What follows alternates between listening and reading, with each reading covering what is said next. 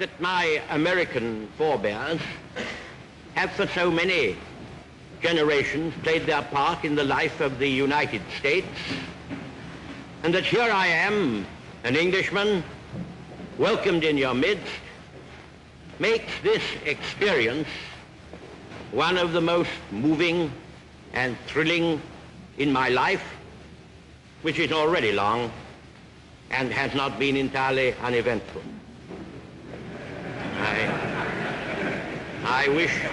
I wish indeed that my mother, whose memory I cherish across the veil of years, could have been here to see.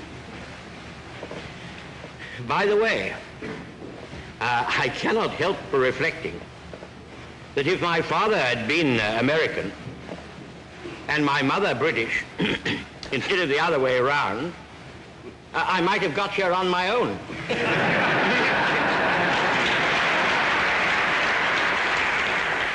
Sure I am that this day, now, we are the masters of our fate, that the task which has been set us is not above our strength, that its pangs and toils are not beyond our endurance.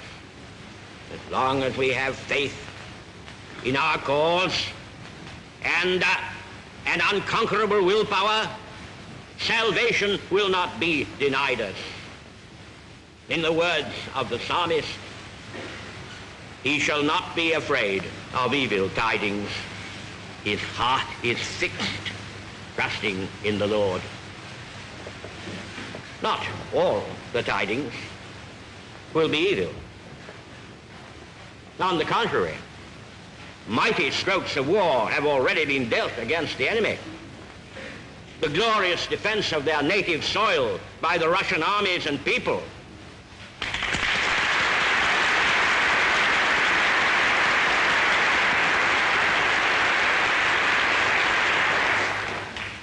wounds have been inflicted upon the Nazi tyranny and system, which have bitten deep and will fester and inflame not only in the Nazi body, but in the Nazi mind.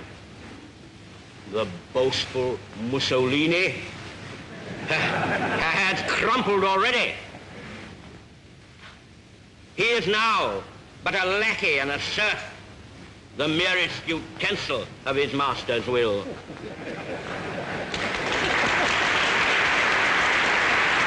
Many people have been astonished that Japan should in a single day have plunged into war against the United States and the British Empire. What kind of a people do they think we are? Is it possible they do not realize that we shall never cease to persevere against them until they have been taught a lesson which they and the world will never forget?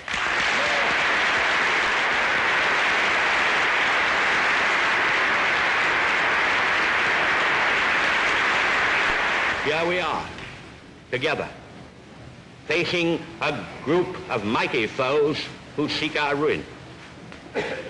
Here we are, together, defending all that to free men is dear. Twice in a single generation, the catastrophe of world war has fallen upon us. Twice in our lifetime has the long arm of fate reached out across the oceans to bring the United States into the forefront of the battle.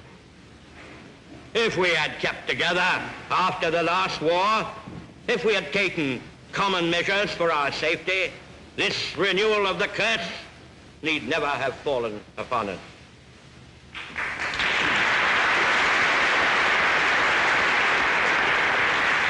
Do we not owe it to ourselves, to our children, to tormented mankind, to make sure that these catastrophes do not engulf us for the third time?